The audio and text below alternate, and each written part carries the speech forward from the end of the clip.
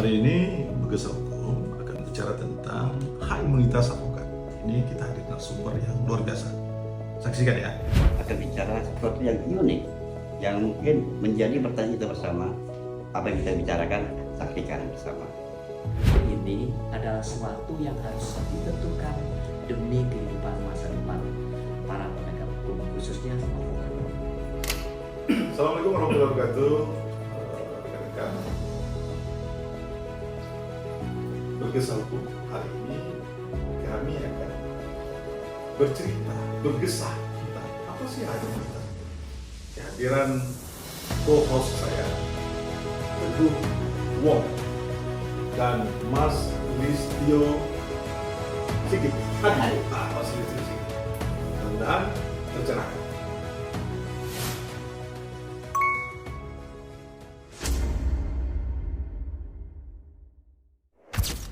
Assalamualaikum warahmatullahi wabarakatuh. Kita bergesah hukum hari ini dengan narasumber yang luar biasa. Beliau adalah seorang akademisi, seorang praktisi juga, dan juga nanti kita minta penjelasan beliau deh langsung. Dengan siapa? Dengan Bung siapa? Siap, saya dengan saudara Listio. Oke. Kemudian alhamdulillah Allah masih ngasih saya kesehatan dan saya masih bisa memberikan hal-hal yang terbaik tentang masalah hukum. Dan saya sebagai praktisi hukum dan akademisi saat ini bersama rekan-rekan kita. Oke. Dan juga tidak ketinggalan selalu ada Andreas T. Wong. Beliau selain budayawan juga seorang pengamat UMKM ya saat ini. Enggak juga ya. Enggak juga. Saya itu suka mengamati apa saja. Apa saja yang perlu diamatin? Apa saja. Apa saja. Oke, Mas Teguh, kita bicara apa hari ini? Tadi kan prolog dibilang imunitas. Hak imunitas ya? Imunitas kebal kan artinya. Kebalan. Nah, aku sih maksud dengan imunitas dalam hukum. Makanya kita tanya nih, kita hadirkan. Ini kan kami orang awam ini kan kalau terkait masalah hukum yang adalah ketakutan di awal. Ketakutan di awal. Ya, Mas. Hukum sebab ini, sebab ini. Nah, ternyata ngobrol-ngobrol ada nama istilah hak imunitas. Oke. Apa sih hak imunitas itu? Ngobrol saja. Kasih ajaran pada kami nih. Kita harus minta penjelasan dari pencerahan dari Mas Lis nih. Ya, silakan Mas Lis. Oke, ini obrolan sore, obrolan kopi pinggiran lah ya. Terkadang masyarakat banyak melihat bahwa kita ini para teman-teman praktisi hukum, kemudian pelaku dari para avokat katakan kita harus punya hak imunitas. Imunitas itu kata orang tadi Bapak bilang kan kekebalan, bukan masalah kebal terhadap hukum, tetapi hak imunitas itu adalah memberikan suatu hak jangan sampai terbelenggu dengan sistem. Jadi dia harus bergerak sesuai nalurinya, sesuai dengan tupoksi dia sendiri. Jadi lawyer itu nggak bisa dibeli. Lawyer itu tidak bisa dikriminalisasi. Lawyer itu tidak bisa disetir atau harus dikendalikan atas sistem yang berjalan. Yang kita perhatikan kan sekarang tuh orang jadi takut dengan hak imunitas tuh. Wah, jadi kalau jadi pengacara nanti atau advokat jadi kebal hukum nih, nggak bisa diapa-apakan. Oh enggak, tetap bisa kita lakukan kecuali dia tidak melakukan sebuah tindak pidana. Atau dia beritikan baik, Iya. baru dia tidak bisa diapa-apakan. Ya. Kalau dia tidak beritikan baik, Bisa. Jadi ada sebuah pemikiran kita sering istilah APH, aparat penegak hukum. Apa sih yang ada dengan APH? Aparat penegak hukum itu adalah sebuah penegak hukum yang dengan pemerintahan sudah tersusun untuk melindungi, untuk mengayomi dan bagaimana melayani pelaksanaan hukum di negara kita. Itu punya hak untuk bagaimana dia melakukan pendidikan, apapun yang sudah dilakukan setelah tupoksi dia. Nah, sekarang kadang-kadang kita jadi momo APH ini kan jadi momo sekarang oleh rekan-rekan. Kadang-kadang, aduh, kenapa sih kok sekarang APH tidak lagi seperti mengayomi, tidak lagi seperti yang kata melindungi. Nah, ini yang kita paradigma ini mindset kita. Karena mindset saya Jadi sebenarnya gini Mas Teguh. Jadi gini, sebenarnya APH itu, kenapa APH itu advokat masuk di dalam unsur itu APH, yang aparat benar. penegak hukum. Jadi advokatnya bukan susupan, tetapi memang secara aturan hukum, undang-undang, terutama undang-undang advokat Iya, nomor 18 tahun 2003 itu jelas menyatakan bahwa advokat itu adalah aparat penegak hukum. Artinya apa? Artinya seorang yang memiliki profesi sebagai advokat itu terikat dengan aturan hukum sebagai aparat penegak hukum. Kan gitu? Ya. Sebagai aparat penegak hukum. Nah, kita saat ini merasakan bagaimana posisi teman-teman advokat di lapangan saat ini. Ya. Dengan kewenangan yang mereka miliki yang begitu terbatas, sehingga kadang-kadang kita ini berposisi seperti kadang-kadang ada oknum-oknum LPH yang lain menganggap profesi advokatnya hanya sebagai calo. Kadang-kadang ya kita lihat ya, artinya pandangan mereka di memandang advokat itu dengan pandangan yang kurang bersahabat. Padahal seharusnya orang yang paham dengan aturan hukum, paham dengan aturan, dia harus juga menghormati sesama penegak hukum.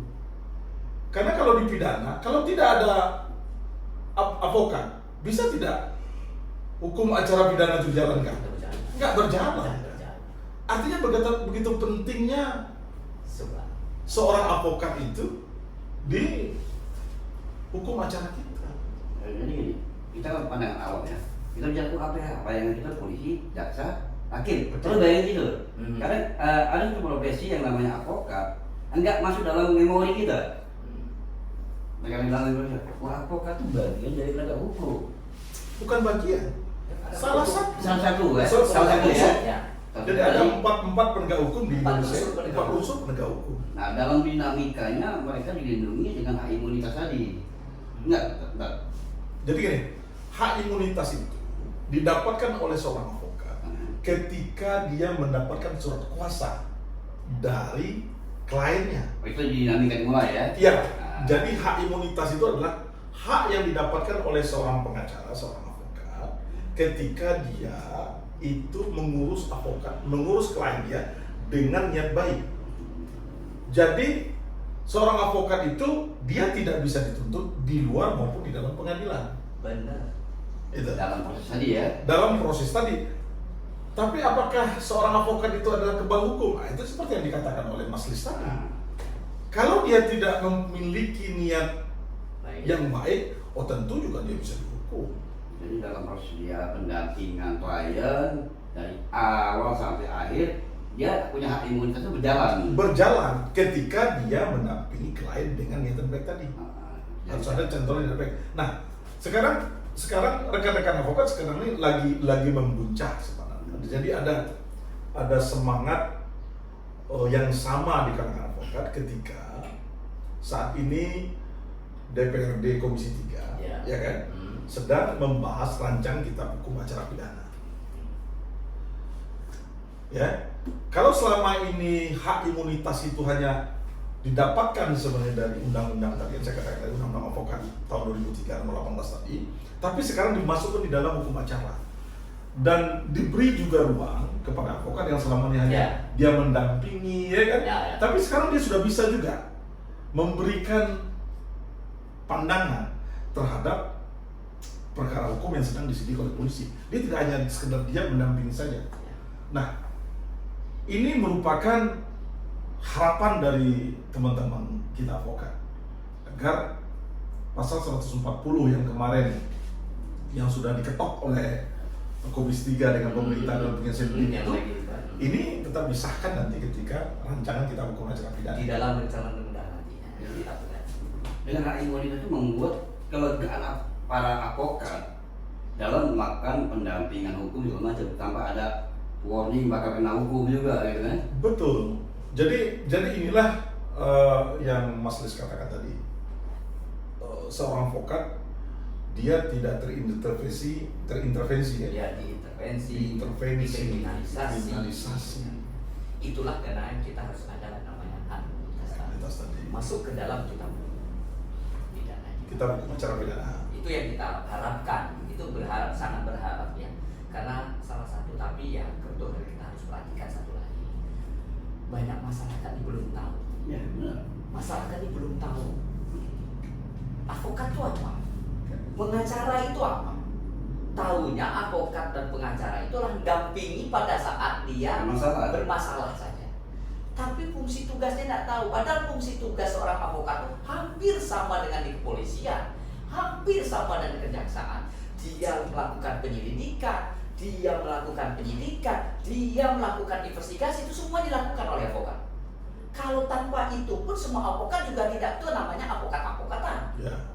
Itu pengacara bodong namanya, itu pengacara yang tidak melihat pada suatu kasus, tapi dia ada, itu perlu, tidak bisa dikasih hak imunitasnya. Jadi hak imunitas ini seperti kata beliau, setelah ada surat kuasa, Ya. hak imunitas secara otomatis berjalan.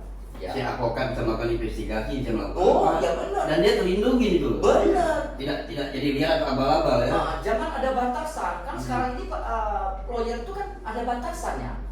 Maaf Bapak, misalnya masuk ke ruang penyidik, pada saat mendampingi klien, maaf Bapak hanya satu orang Ya. untuk mendampingi saja. Pada saat pengacara akan berbicara, maaf Bapak, kita tanya dulu sama ini, Bapak tidak usah. Nah ini kita harapkan bahwa kalau pengacara, kalau kasusnya, kalau misalnya korban yang pemberi kuasa kepada pengacara itu tidak bisa tidak bisa bicara, tidak berpendidikan tinggi.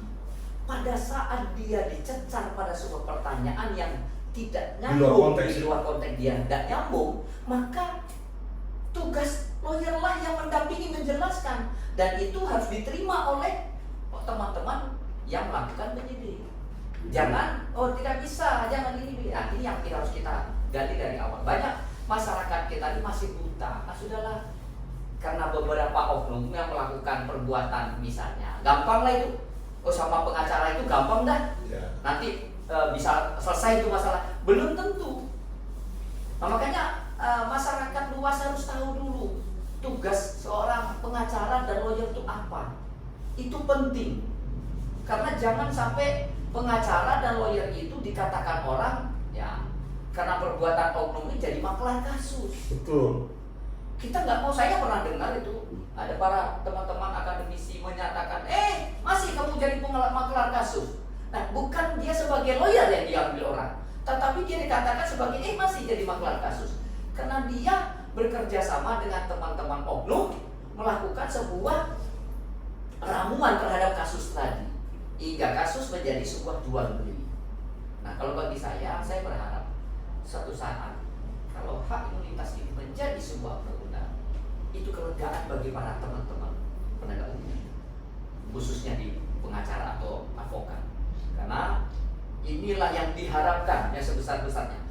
Jangan ada lagi batasan intervensi. Karena teman-teman di aparat kepolisian, di kejaksaan, hakim juga harus tahu unsur penegak hukum itu ada 4 loh. Ya. Jadi setara ini mereka semuanya. Pengacara itu setara dengan polisi, setara lagi dengan yang namanya jaksa, setara juga dengan hakim. Cuma job description pekerjaan yang berbeda-beda, cara menyelesaikan perkaranya. Kemudian saya cuma ingin menyampaikan saja, teman-teman yang di penyidik, teman-teman yang di aparat penegak hukum, terutama di kepolisian, pada saat Anda memberikan suatu ada masalah menanggapi sebuah kasus, mengambil BAP, berita acara pemeriksaan, saya berharap hargailah seorang lawyer, hargailah pengacara. Karena pengacara itu bukan datang hanya sebagai kata orang yang oknum-oknum tadi, tidak. Dia benar-benar bagaimana mendampingi klien dia untuk bisa menegakkan hukum, menegakkan keadilan. Tolong, ini sesama. Yuk sama-sama harus mengerti. Pengacara itu bukan maklar kasus loh ya. Saya nggak mau dikatakan bahwa teman-teman ada orang mengatakan bahwa pengacara itu ada sebagian oknum jadi maklar kasus. Itu saya hari ini tidak mau mengatakan jadi oknum. Kalau oknum itu basi bagi saya. Pelaku. Kalau saya pelaku, ya kepolisian kepolisian juga kadang-kadang sering mengatakan itu oknum yang melakukan, nggak mau saya lagi. Jadi, Itu pelaku langsung. Jangan pakai istilah oknum menutupi yang besar Ada ya. kalimat kiasan oknum itu jangan dipakai lagi lah. Pelaku lah, Pelaku. langsung melakukan kan dia melakukan. Langsung poinnya. Pelakunya. Nah, pelaku itu kan tinggal tesnya harus dia disangkakan dulu. Enggak perlu disangkakan. Dia belum jadi tersangka kalau dia melakukan perbuatan pelaku. Pelaku kan beda dengan tersangka, beda dengan yang lain di terdakwa. Jadi saya bilang ya inilah bagi saya berharap benar.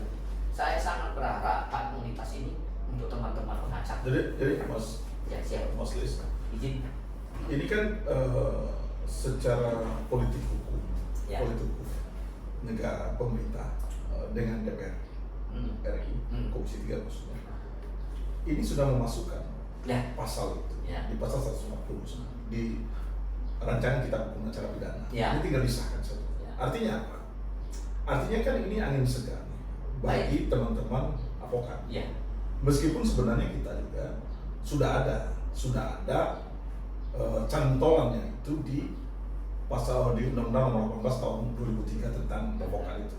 Nah, tapi ini lebih penegasan yang Mas Tulis katakan tadi. Nah, kita juga berharap rekan-rekan juga mulai memposisikan diri dengan kebanggaan, dengan percaya diri bahwa kita setara dengan aparat penegak hukum lain. Benar. Sepakat tidak itu, Mas? Saya sangat sepakat. Jadikanlah diri Anda memang seorang pengacara, seorang lawyer, seorang advokat benar. Jangan rendahkan diri Anda sebagai sudah sebagai pendamping. Tidak, saya tak mau. Pengacara lawyer Anda adalah orang yang ahli di dalam menangani masalah hukum. Anda mengerti tentang apa yang harus dilakukan. Dan itu diberi ruang nanti, Mas. Iya. Diberi ruang di rancang kitab hukum acara pidana yang nanti.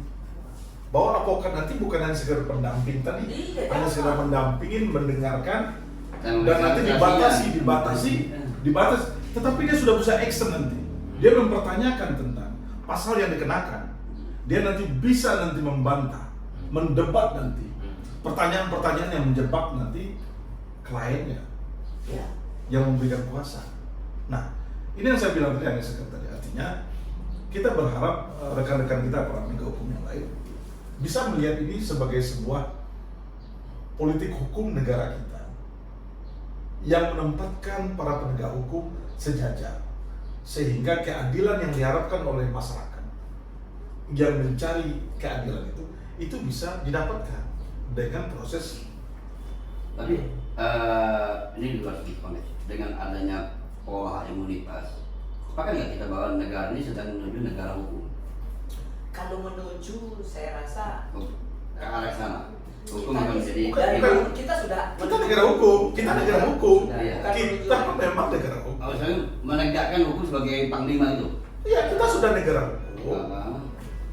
Cuma yang sekarang yang terpenting adalah bagi saya adalah saya sepakat dengan Pak Nasir tadi mengatakan bahwa cobalah teman-teman pengacara, lawyer, posisikan Anda sebagai lawyer, posisikan Anda sebagai advokat. Itu jangan turunkan harga dirimu. Profesionalisme tadi. Iya, jangan harga dirimu dilarikan karena ada lobby-lobby tertentu. Posisikan. Anda harus tahu, Anda adalah seorang yang sekolah 4 tahun, ya 4 tahun menjadi sarjana, Sementara kita harus menyadari, ya minta maaf kepada institusi Polri ya. Penyidik pembantu itu rata-rata juga belum sekolah hukum, ya. Dan mereka juga sekolah hukum cuma bagaimana untuk menangkatkan posisinya. Jadi mereka banyak bintara kan sebagai penyidik pembantu. Penyidik pembantu bagaimana dia mengerjakan sesuai arahan dari penyidik. Penyidik harusnya S1, itu syarat. Penyidik itu harus S1, itu syarat mutlak dalam undang ada yang mengatur dalam aturannya juga ada bahwa berpangkat paling kecil IDA itu paling kecil. Nah, kalau penyidik pembantu di bawah jangan digoreng. Jadi teman-teman pengacara, saya berharap sekali tinggikan martabatmu. Jadikan bahwa kamu memang pengacara yang benar-benar berkualifikasi. Bagaimana jadi pengacara yang berkualifikasi? Minta maaf, saya bukan mengajari teman-teman pengacara. Semuanya hebat. Teman-teman saya Bapak ada bisa lobby dari masing-masing cara tekniknya. Tapi saya bilang kuasai dulu, kalau seorang lawyer tuh harus kuasai redaksinya. Anda melakukan sebuah apapun dalam surat redaksi. Kebetulan saya juga ngajar sebagai legal drafting. Saya ngajar. Udah. Yang kedua, tolonglah cara Anda bernegosiasi, pola berbicara. Kalau pola bicara kita ngawur, maka kita sudah bisa direndahkan orang. Tetapi kalau kita sebagai lawyer memang berpendidikan, pola berbicara kita akan teratur dan pada fokus kepada inti, tidak keluar dari real inti. Saya berharap seperti itu. Jadi hak imunitas ini memang benar-benar didapat kita tuh sepenuhnya gitu. Saya mendukung Dan sekali. menggunakan hak imunitas itu benar-benar sebagai sebuah senjata yang bisa membuat orang juga gentar. Harus seperti itu. Ya, kita ini sama, cuma pengacara itu tidak berseragam, Tidak punya yang seragam aja. sama, gitu. Dia cuma bebas melakukan kegiatannya dengan kita mengaturkan seperti itu pengacara. Di luar negeri juga begitu. Cuma kita ini yang kita harus tata ulang. Ini bagi saya kritik juga sih bagi teman-teman yang suhu-suhu ya. Maksud kayaknya ini karena terlalu serius kita bicara tentang hak imunitas. Beliau biasanya sangat lincah nih, Biasanya mendeskripsikan pertanyaan-pertanyaan. Gak apa-apa, makanya saya bilang tadi, izin, kita bicara tolong. Kita hari ini bicara tidak seperti akademisi, kita bicara seperti orang panggilan, orang pasar. pemirsa, kita benar kayak gini, kita jadi 3 SKS loh. Malah mendapatkan ilmu 3 SKS. 3 SKS loh. Nah, jadi saya orang awam yang suka mengamati, suka berdialektika, suka mencari celah-celah yang mungkin nyeleneh. Ya, Kenapa? Orang masyarakat sipil, masyarakat awam ini kan berpikirnya selalu multi kan. Oh, kemarin ngacara ya, imun dia, bebas. Sementara begitu tak berurusan dengan hukum, dalam bentak mereka itu selalu biaya. nah, Ya kan? ini Dalam bentak masyarakat, ayo udah kena hukumnya, ya ke biaya sekian. Biaya selalu menjadi momok masyarakat. ini paradigma yang harus dirubah di pola masyarakat. Jadi saya bilang sama masyarakat semuanya, cobalah mengerti yang namanya perkara, yang mana kasus itu sama dengan penyakit datangnya. Tidak dikehendaki tiba-tiba datang. Sama dengan kita pengacara itu hampir sama dengan dokter. Berapa ada ongkos? Nah, jadi teman-teman gini, kalau para masyarakat bilang, aduh, gua ke pengacara mahal dah. Saya cuma berbicara secara logika, secara pikiran kita rakyat lah saya kira. Apakah pengacara itu membuat sebuah perkara itu menjadi baik untuk disajikan, apa nggak berpikir? Berapa energi yang dia pakaikan? Jangan yang lihat akan cuma duduk ngetik, oh enggak. Pengacara itu begini, dia berpikir. Jadi ini berjalan, ini berjalan. Dia melakukan analisa terhadap kasus per kasus. Paragraf per paragraf akan dikaitkan dengan pasal mana yang diklopkan. Jadi mahalnya pengacara itu bukan mahal pengacara orangnya, tapi dia mahalnya bagaimana dia menyikapi ini sinkron dengan pasal yang dimasukkannya. Itu. Jadi masyarakat harus berubah paradigma itu. Di luar negeri, kenapa orang ahli tuanya nyaman? Karena dia sudah mengasuransikan dirinya. Karena kebetulan di luar negeri juga asuransi benar-benar komitmen. Kalau di kita saya nggak tahu. Belum anak kita bahas itu. Nah, enggak, maksudnya sama dengan itu. Artinya pengacara juga ada sisi sosialnya juga. Wah, Pak. Ini ada sisi sosialnya juga. Jadi dalam 1 tahun itu di dalam undang-undang advokat kan Ya. ada sisi prodeo kita juga yang menggratiskan orang-orang yang memang tidak memberikan akses kepada hukum tadi. Jadi sebenarnya gini ya, tadi kita nyangkut biaya. Kita juga mengapresiasi pemerintah kota yang ada program pengacara di tiap-tiap kecamatan. Oh ya, sekarang kamu tanya, apa itu tidak ada anggarannya? Ya, kan negara. Ya makanya saya ada bilang, anggarannya. masyarakat juga harus tahu dengan Anggarannya acara ditanggung oleh negara. kota ya. yang ada di situ sudah ditanggung oleh negara. Yang pengacara yang independen sekarang itu berdiri sendiri, kan dia mau mengerjakan perkara Anda ini. Nah, dia perlu biaya dong. Satu administrasi. Tapi kan dia juga ada syarat dan ketentuannya. Iya dong. Tapi kan Soal dia harus orang miskin, ada surat miskin kan gitu. nah, itu lain lagi nanti. Kalau syarat pelaku ya. Kalau Bapak misal nggak punya biaya nih, saya orang miskin kan bisa dinyatakan dari keterangan RT, lurah. Yang jadi masalah ini, makanya kadang-kadang orang ini kadang-kadang gini, dia ini orang yang berada, ya kan? Dia orang yang berada, dia mau pakai jasa pengacara, ya. Nah, logika sederhananya itu, yang punya perkara itu dia, yang berperkara. Ya. Terus biaya ingin dia timpakan itu kepada pengacara. Kalau berhasil, baru nanti bagi dua. Dia bilang gitu, sering itu terjadi itu. Ya, sering. Jadi itu yang harus paradigmanya. Ini paradigmanya harus berubah. Masyarakat harus berpikir begini. Tidak seluruhnya pengacara itu menangani sebuah perkara. Kayak tadi harus selesaikan dulu. Ya. Karena mobilitasnya pengacara kan bergerak ke sana sini. Ingat, pengacara itu bukan duduk dan ngetik saja. Dia harus berjalan. melakukan penyidikan, dia akan melakukan lidiknya, dia akan investigasi. Itu berjalan semua. Aku balik lagi ke imunitas tadi gini. Saya kita nonton di televisi, si pengacara A sedang menangani kasus ini, Ya. tiba-tiba dia deklarasi di media. Ya. Apa itu bagian dari imunitas juga, melindungi juga? Jadi gini, itu harus dipisahkan. Karena dipisahkan antara dia memberikan sebuah narasi di pada media itu adalah menceritakan tentang sebuah perkaranya.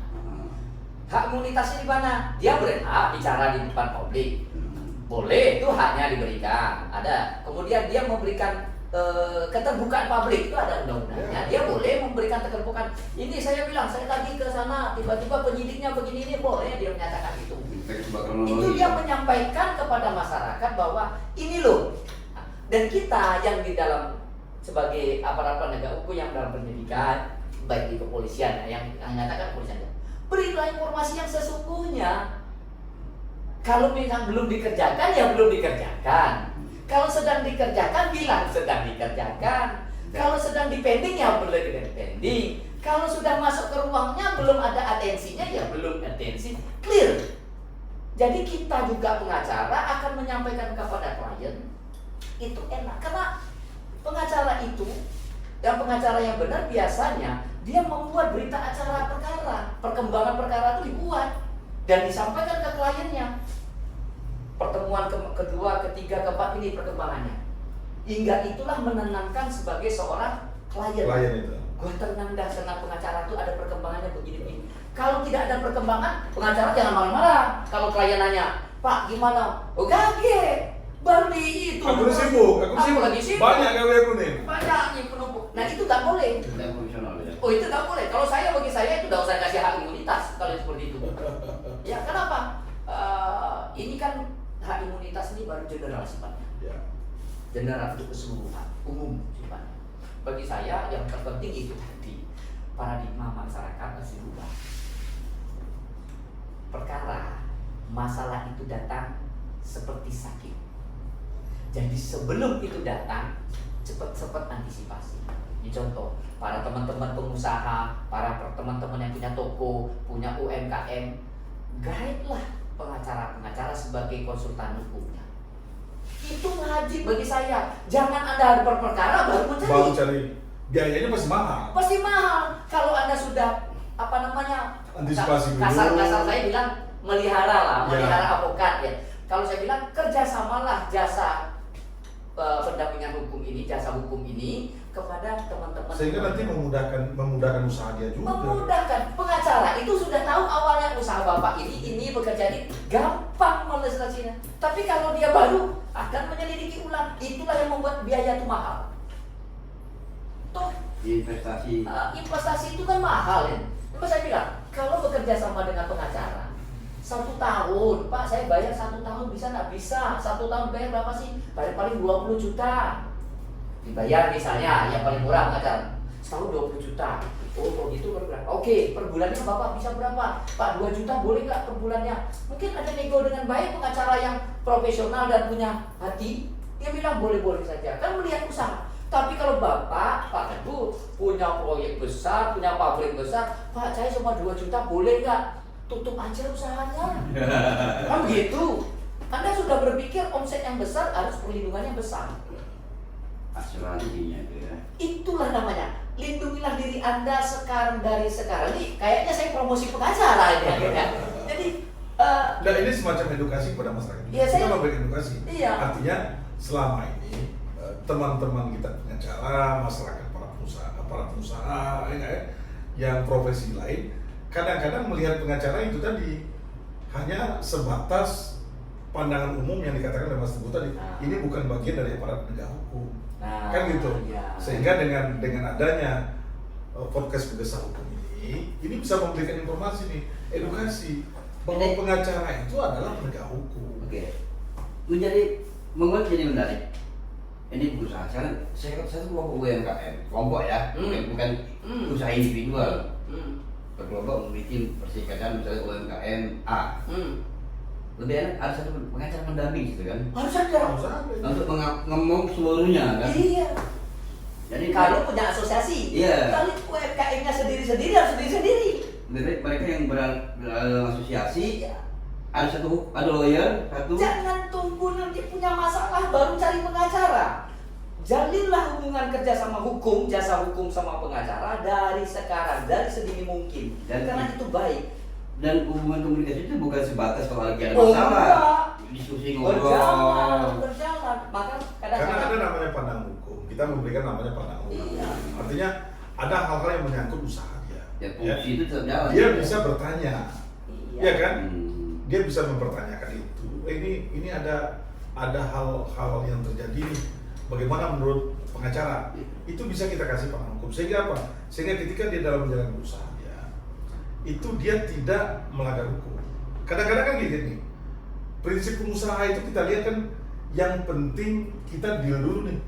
Nah, Dia bicaranya semuanya untung dulu nih. Nah, ini- Dia tidak memikirkan bagaimana risiko di belakang. Padahal hukum itu, permasalahan hukum itu munculnya di belakang. Makanya kita lihat sekarang, sering kita lihat, itu orang bermasalah itu biasanya kan di belakangan. ya.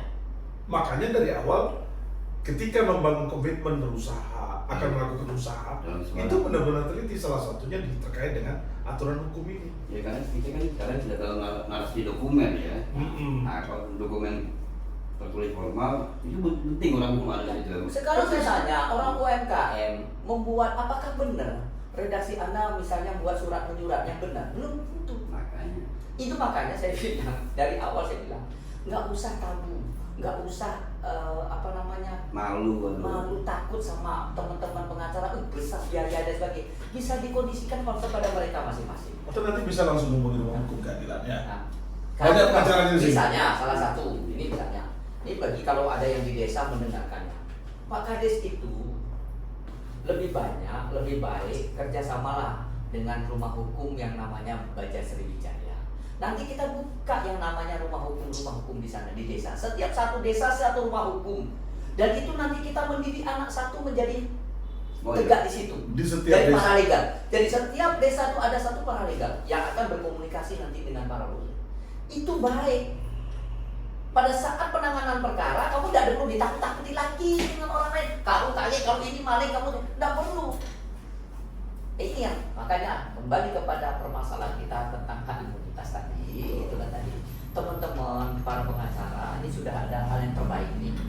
Coba posisikanlah diri Anda dalam pengacara sendiri. Oke, sepertinya waktu sudah tidak terasa 30 menit. Kita harus akhiri. Siap. Kita akan adakan lagi kayaknya diskusi bergesah hukum ini terkait Saya terasa pengen ngobrol lagi tuh ya. pengen ngobrol lagi. Next time part kedua. Next time kedua Siap. kita akan bicara lagi. Siap. Kita ambil tema yang lain. Iya, teman ini asik. Karena saya lihat biasanya beliau tidak seaktif ini bertanya atau Nunggu. sekaget gitu saya lihat. Biasanya dia paling aktif. Nah ini yang dia harus belajar banyak juga tentang hukum. Kita orang awam, jujur harus belajar. Sekalipun hari ini ada posisi paralegal, masih junior, masih melapal. Oke. Akhirnya kita berpisah juga. Kita telah berbicara tentang hak imunitas, apa itu advokat, dan bagaimana sih sebenarnya peran advokat di masyarakat. Jadi pesan yang disampaikan oleh Mas Lis, oleh Mas Teguh, jelas sekali bahwa kita butuh advokat. Jangan sampai usaha yang kita jalankan nanti bermasalah di belakang. Jadi duluanlah kita memiliki, kalau kata Mas Lisri, peliharalah lawyer ini karena sebagai jasa pendampingan hukum. Oke. Saya Indasril. Saya Andreas Tewong. Dan saya Listio, minta maaf kalau saya ada salah kata, dikoreksi tidak masalah. Wabillahi taufiq wal hidayah. Wassalamualaikum warahmatullahi wabarakatuh.